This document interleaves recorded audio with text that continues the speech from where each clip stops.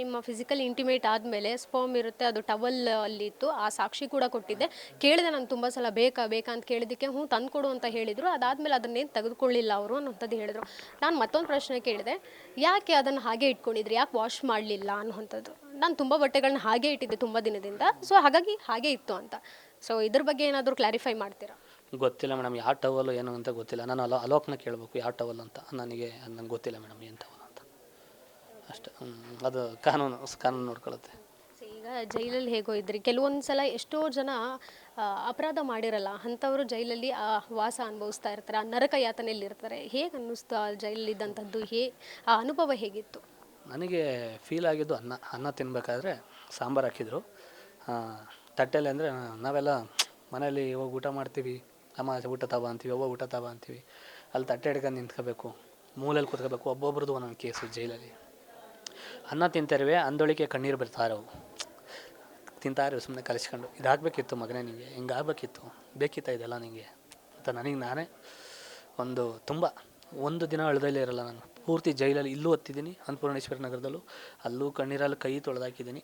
But ನಾನು ಮಾಡಿದ್ದಕ್ಕೆ ಪ್ರಾಯಶ್ಚಿತ್ತ ಪಡಲೇಬೇಕಿತ್ತು, ಆಗಿದೆ. ಅದು ಬಿಟ್ಟು ಆಚೆಗೆ ಬಂದು ಏನಪ್ಪ ಇಷ್ಟೊಂದು ಅಂದ್ರೆ ಅಲ್ಲಿ ನೋಡಿದರೆ ಆಡಿಯೋದು ಇಷ್ಟು ದೊಡ್ಡ ಮಟ್ಟ, ಅದು ಒಳಗಡೆ ಲಾಕ್ ಮಾಡಿ ಆಚೆಗೆ ಬಿಟ್ರಲ್ಲ, ಅದು ನನಗೆ ಬೇಜಾರು. ಆಚೆ ಇದ್ದರೆ ನಾನು ಸ್ಟೇಟ್ಮೆಂಟ್ ತಗೊಂಡಿದ್ರೆ ಸರೋಗಿರೋದೇನೋ ಗೊತ್ತಿಲ್ಲ. ಆದರೆ ಇವ್ರು ಮಾಡಿದ್ದು, ನನಗೆ ಅನ್ಯಾಯ ಮಾಡಿದರೆ, ನನಗೆ ಮೋಸ ಮಾಡಿದರೆ ಏನೋ ಒಂದು ಆಗಿರೋ ಹೋಗ್ತಿದ್ದೆ.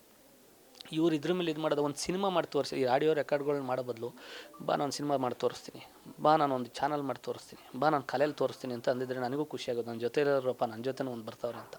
ಇವ್ರು ನಾನು ಆಡಿಯೋ ಬಿಡ್ತೀನಿ, ರೆಕಾರ್ಡ್ ಬಿಡ್ತೀನಿ, ಇದ್ರಲ್ಲಿ ಚಾಲೆಂಜ್ ಮಾಡ್ತಾರೆ ಅಂದರೆ ನಾನು ಆಡಿಯೋ ವಿಡಿಯೋ ರೆಕಾರ್ಡ್ ಮಾಡೋಕ್ಕೆ ನಂಗೆ ಚಾಲೆಂಜ್ ಮಾಡೋಕ್ಕಾಗಲ್ಲ ಮೇಡಮ್. ಈಗ ಏನಾದರೂ ಡಿಮ್ಯಾಂಡ್ ಮಾಡಿದ್ರಾ ಇಷ್ಟೆಲ್ಲ ಮಾಡಿದ್ದಾದ್ಮೇಲೆ? ಇಲ್ಲ ಮೇಡಮ್, ನನಗೆ ಅದು ಗೊತ್ತಿಲ್ಲ. ದುಡ್ಡಿನ ನನ್ನ ಹತ್ರ ಅಂತೂ ಕೇಳಿಲ್ಲ. ಅವ್ರ ಮೈಂಡಲ್ಲಿ ಏನಿದೆ ಅನ್ನೋದು ನನಗೆ ಅರ್ಥನೇ ಆಗ್ತಿಲ್ಲ ಮೇಡಮ್. ನಾನು ಇಷ್ಟು ದಿವಸ ಅವ್ರ ಜೊತೆ ಹೆಂಗಿದೆ ಅಂತ, ನಾನು ದೇಶನೂ ಸುತ್ತಿಲ್ಲ. ನಾನು ಊರ ಕಡೆ, ಹಳ್ಳಿ ಕಡೆ, ಅದೇ ಇದು ಊರ ಕಡೆ ಸುತ್ತಿರೋರು. ನಾವು ಯಾವುದೋ ಬಾಂಬೆ ಡೆಲ್ಲಿ ಈ ಥರ ಯಾವುದೋ ನಾವು ಸುತ್ಕೊಂಡು ಕಲ್ತ್ಕೊಂಡೆಲ್ಲ ಬಂದಿಲ್ಲ ನಾವೇನು. ಇಲ್ಲೇನಿದೆ ಪ್ರೆಸೆಂಟ್, ನಾವೇನು ಬೇಕಾದ್ ಮಾತಾಡ್ತೀವಿ, ಪಟ್ ಅಂತ ಸಿಗಾಕತ್ತೀವಿ.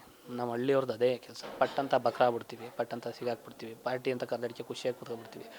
ಎಲ್ಲೇನೋ ಒಂದು ಮಾತಾಡಿದಾಗ ಹಿಂಗೇನೋ ಒಂದಾಗಿ ಟೈಮ್ ನೋಡಿ ಹೊಡೆದಿದ್ದಾರೆ. ಬಟ್ ನಾನೇನಿದೆ ಅದು ಕಾನೂನು ನೋಡ್ಕೊಳುತ್ತೆ. ನಾನು ಆಡಿಯೋದು ಬಿಟ್ಟಿರೋದ್ರಿಂದ ಒಂದು ಸಿನಿಮಾದು ಒಂದು ನಿರ್ಮಾಪಕರ ಕಣ್ಣೀರು, ಡೈರೆಕ್ಟ್ರ್ ಕಣ್ಣೀರು, ಹೀರೋಯಿನ್, ಇಡೀ ಸಿನಿಮಾ ಟೀಮ್ ಕಣ್ಣೀರಿದೆಯಲ್ಲ, ಆ ಶಾಪ ಅಂತೂ ಸುಮ್ಮನೆ ಬಿಡಲ್ಲ. ಸುಮ್ಮನೆ ಕೊಂದಿರೋದು ಯಾವುದೋ ಭಾಷೆ ಸಿನಿಮಾ ಅಲ್ಲ, ಒಂದು ಕನ್ನಡ ಸಿನಿಮಾ. ಇವತ್ತು ಕನ್ನಡ ಸಿನಿಮಾ ಅಷ್ಟಾದರೂ ಕೂಡ 3ನೇ ವಾರ ದಾಟಿ 4ನೇ ವಾರಕ್ಕೆ ಹೋಗಿದೆ. ಮತ್ತೇನಾದರೂ ರಿಲೀಸ್ ಮಾಡಬೇಕು ಅನ್ನೋದು ತುಂಬ ಆಸೆ ಇದೆ. ಯಾಕೆಂದ್ರೆ ನಾನು ಕಟೌಟ್ ನೋಡಿಲ್ಲ, ಕಟೌಟ್ ಹಾಕಿದ್ದು ನೋಡಲಿಲ್ಲ, ಬಿಚ್ಚಿದ್ದು ನೋಡಲಿಲ್ಲ, ಸಿನಿಮಾ ನೋಡೋಕ್ಕೂ ಆಗಲಿಲ್ಲ. ಸಿನಿಮಾ ನೋಡೋಣ ಅಂತ ಜೈಲಿಂದ ಬರ್ತೀನಿ, ಸೀದಾ ಮತ್ತೆ ಒಳಗಡೆ ಹೋಗ್ತೀನಿ. ನೋಡೋಣ ಋಣ ಯಾವಾಗಿದೆ ಗೊತ್ತಿಲ್ಲ. ವೆಯ್ಟಿಂಗ್. ನಮ್ಮ ಶಿವಣ್ಣವರಿಗೆ ಕಾಯ್ತಾಯಿದ್ದೀನಿ ಅವ್ರದ್ದೇನು. ಈಗ ಹೊರಗಡೆ ಬಂದಾದ್ಮೇಲೆ ಟೀಮ್ ಜೊತೆಗೆ ಏನಾದರೂ ಮಾತಾಡಿದ್ರ, ಡೈರೆಕ್ಟರ್ ಜೊತೆ ಏನಾದರೂ ಹೇಳಿದ್ರ ಅವರು? ಮೇಡಮ್, ಈ ಟೈಮಲ್ಲಿ ಯಾರನ್ನ ಮಾತಾಡ್ಸೋಕೆ ಹೋದ್ರೂ ಬೇಜಾರಾಗುತ್ತೆ. ಡೈರೆಕ್ಟರ್ ಸರ್ನ ಒಂಚೂರು ಮಾತಾಡಿಸ್ದೆ. ಈಗ ಬಂಡವಾಳ ಹಾಕ್ತಾರಿಗೆ ಅವ್ರಿಗೆ ತುಂಬ ಬೇಜಾರಿರುತ್ತೆ. ಇಂಥವ್ನಿಗೆ ನಾನು ಹೀರೋ ಮಾಡಿದ್ನ ಅನ್ನೋದು ಬೇಜಾರಿರುತ್ತೆ. ಹೀರೋಯಿನ್ ಮಾತಾಡ್ಸೋಕ್ಕೆ ಇಂಥವ್ನ ಜೊತೆ ಫಸ್ಟ್ ಟೈಮ್ ಮಾಡಿದ್ನಲ್ಲ ಅನ್ನೋದು ಅವರಿಗೂ ಬೇಜಾರಿರುತ್ತೆ.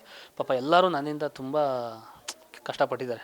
ಈಗ ಹಿಂಗೆ ಮಾಡಿ ಒಳಗಡೆ ನಾನೇನೋ ಇದ್ದೆ, ಬಟ್ ಇವ್ರು ಹೊರಗಡೆ ಒಂದೊಂದು ಆಡಿಯೋ ಬಂದಾಗೆಲ್ಲ ಎಷ್ಟು ಕಷ್ಟಪಟ್ಟಾರೆ ಅದು ನನಗೆ ಗೊತ್ತು. ಇದೆಲ್ಲರದು 3 ಜನದ ಆಶೀರ್ವಾದ ಪೂರ್ತಿ ಕ್ಲಿಯರ್ ಆದಮೇಲೆ ಅವ್ರನ್ನ ಮಾತಾಡಿಸಿ ಮತ್ತೆ ಏನು ಕಟೌಟ್ ಎಲ್ಲಿ ಏನಾಯಿತು ಏನು ಕತೆ ಮತ್ತೇನಾರು ಒಂದು ಪ್ರಯತ್ನ ಪಡೋಣ ಅಂತ ಅಂದ್ಕೊಂಡಿದ್ದೀನಿ. ಅವ್ರು ಆಶೀರ್ವಾದ ಮಾಡಿದರೆ, ಇಲ್ಲ ಅಂದರೆ ಏನೂ ಮಾಡೋಂಗಿಲ್ಲ. ಬಟ್ ಮಾಡ್ತಾರೆ ಅನ್ನೋದು ತುಂಬ ನಂಬಿಕೆಯಿಂದ ಒದ್ದಾಡ್ತಾಯಿದ್ದೀನಿ. ಈಗ 100ಕ್ಕೂ ಹೆಚ್ಚು ಕೇಸ್ ನಿಮ್ಮ ಮೇಲೆ ದಾಖಲೆ ಆಗಿತ್ತು, ಎಲ್ಲ ಹೇಗೆ ಸಾಲ್ವ್ ಮಾಡ್ಕೊಂಡ್ರಿ ಅಂತ? ಅದು NR ರಮೇಶಣ್ಣವ್ರ ಹತ್ರ ಮೀಟ್ ಮಾಡಿದೆ. ಅಣ್ಣ ಹಿಂಗೆ ಆಯಿತು ಅಂತ ತೋರಿಸ್ದೆ. ಅವ್ರು ಮೆಸೇಜ್ ಮಾಡ್ಕೊಂಡಿರೋದು ಪ್ರತಿಯೊಂದು ಏನಿದೆ, ಕೆಲವು ಸಾಕ್ಷಿಗಳನ್ನ ತೋರಿಸ್ದೆ. ನಾನು ಆಚೆ ಎಲ್ಲೂ ಬಿಡಲಿಲ್ಲ. ಕಾರಣ ಅವ್ರು ಮಾಡ್ಯವ್ರಂತ ನಾನು ಮಾಡಿಬಿಟ್ರೆ ನಂದು ಅದು ಸರೋಗಲ್ಲ. ಯಾಕೆಂದ್ರೆ ಅವ್ರು ಮಾಡಿದ್ರಂತ ನಾನು ಮಾಡಿದಾಗ ಅವ್ರು ಮತ್ತೆ ಟ್ರಿಗರ್ ಆಗ್ತಾರೆ. ಅವ್ರದ್ದು ಯಾಕೆಂದ್ರೆ ಬೆಳಗಿನ ಸಾಯಂಕಾಲ ತಗೋಬೇಕಾದ್ರೆ ಏನು ಇದೇ ಕೆಲಸ ಕೊಟ್ಟರು ಮಾಡ್ಕೊಂಡೇ ಇರ್ತಾರೆ. ಬಟ್ ನನಗೆ ಹಂಗಿಲ್ಲ. ಊರಲ್ಲಿ ಕೆಲಸಗಳಿದ್ದಾವೆ, ನಮ್ಮ ಅಜ್ಜಿಗೆ ಆಪ್ರೇಷನ್ ಮಾಡಿಸ್ಬೇಕು, ಏನೇನೋ ಸಿಕ್ಕಾಪಟ್ಟೆ ಕೆಲಸಗಳಿದ್ದಾವೆ. ಆ ಕೆಲಸದ ಮಧ್ಯೆ ನಾನು ಮತ್ತೆ ಟ್ರಿಗರ್ ಮಾಡ್ಸೋಕ್ಕಾಗಲ್ಲ. ಹಾಗಾಗಿ ರಮೇಶ್ ಅಣ್ಣವ್ರಿಗೆ ಹಿಂಗೆಲ್ಲ ಹೇಳಿದೆ, ಅಣ್ಣ ಬಡ ಕಲಾವಿದ, ನಾನು ಕಲೆ ನಂಬಿ ಬಂದಿದ್ದೀನಿ, ನಿಮ್ಮ ಒಂದು ಕೇಸ್ಗಳನ್ನ ಹಿಂಗೆ ಮಾಡಿ ಕ್ಷಮೆ ಕೇಳ್ತೀನಿ ಪ್ಲೀಸ್ ಅಣ್ಣ ಅಂತ ಅಂದಾಗ, ಅವರೆಲ್ಲ ನೋಡಿದಾಗ ಕ್ಷಮೆಗಿಂತ ದೊಡ್ಡದೇನೇನಿಲ್ಲ, ಆಯಿತು ನೀನು ಒಬ್ಬ ಕನ್ನಡದ ಹುಡುಗ, ಒಬ್ಬ ರೈತ ಹುಡುಗ, ತಪ್ಪಾಗಿದೆ, ಇನ್ನು ಮುಂದೆ ಹಿಂಗೆ ಮಾಡಬೇಡ ಅಂತ ಬುದ್ಧಿ ಹೇಳಿ ಕೇಸ್ ವಾಪಸ್ ತಗೊಂಡ್ರು. ಮತ್ತೊಂದು ತಲೆನೋವು ಏನಾಗಿತ್ತು ಅಂದರೆ, ನಿಮಗೆ ಸಿನಿಮಾ ಇಂಡಸ್ಟ್ರಿಯಿಂದ ಬ್ಯಾನ್ ಮಾಡ್ತಾರೆ ಅನ್ನೋವಂಥದ್ದು. ಈ ವಿಚಾರವಾಗಿ ಒಂದಷ್ಟು ಸ್ಪಷ್ಟನೆ ಕೂಡ ಸಿಕ್ತು. ನಿರ್ಮಾಪಕರ ಸಂಘದ ಅಧ್ಯಕ್ಷರು ಉಮೇಶ್ ಬಣ್ಕರ್ ಅವ್ರನ್ನ ಮೀಟ್ ಆದ್ರಿ, ಒಂದು ಮನವಿ ಪತ್ರವನ್ನು ಕೊಟ್ರಿ. ಸೊ ಏನು ಅದ್ರ ಕತೆ ಏನಾಯಿತು? ಇಂಡಸ್ಟ್ರಿಯಿಂದ ಬ್ಯಾನ್ ಅನ್ನುವಂಥದ್ದು ಪ್ರಶ್ನೆಗೆ ಉತ್ತರ ಏನು? ಇಲ್ಲ, ಅವ್ರ ಹತ್ರ ಕೇಳಿದೆ. ಅವ್ರು ಒಂದೇ ಮಾತು ಹೇಳಿದ್ದು, ಎಲ್ಲರ ಬದುಕಲ್ಲೂ ಆಗ್ತವೆ ತಪ್ಪು, ಆಗಲ್ಲ ಅಂತ ಹೇಳ್ತಿಲ್ಲ. ಇನ್ನು ಮುಂದಕ್ಕೆ ಒಂದು ಒಳ್ಳೆ ಬುದ್ಧಿ ಕಲ್ತ್ಕೊಂಡು ಹೋಗು, ಇದು ಮತ್ತೆ ರಿಪೀಟ್ ಆದರೆ ನಾವೆಲ್ಲ ಯಾರೂ ಕ್ಷಮಿಸಲ್ಲ. ದೊಡ್ಡವ್ರು ಯಾರೂ ಇದನ್ನು ತಲೆಗೆ ಹಾಕೊಂಡಿದ್ರೆ ನೀನು ಇಲ್ಲಿ ಇರ್ತಿರ್ಲಿಲ್ಲ. ಬಟ್ ಏನೋ ಕುಡ್ದು ಮಾತಾಡಿರೋದ್ರಿಂದ ಏನೋ ಒಂದು ಕ್ಷಮಿಸಿರ್ಬೋದೇನೋ ಗೊತ್ತಿಲ್ಲ. ಬಟ್ ನಾವು ಬ್ಯಾನ್ ಅಂತ ನಾವು ಮಾಡೋಕ್ಕಾಗಲ್ಲ. ಅದು ನಾವು ಜಡ್ಜು ಅಲ್ಲ, ನಾವು ಮಾಡೋಕ್ಕಿದೂ ಅಲ್ಲ. ಬಟ್ ಆಗೋಗಿದೆ, ಮುಂದಕ್ಕೆ ಇದು ಮಾಡಬೇಡ. ಯಾಕೆಂದ್ರೆ ಅವರು ನಮ್ಮ ಸಿನಿಮಾ ರಂಗ ಕಟ್ತವ್ರು ದೊಡ್ಡವರು ಅವರೆಲ್ಲ. ಅವ್ರ ಬಗ್ಗೆ ನೀನು ಮಾತಾಡ್ಬಾರ್ದಿತ್ತು.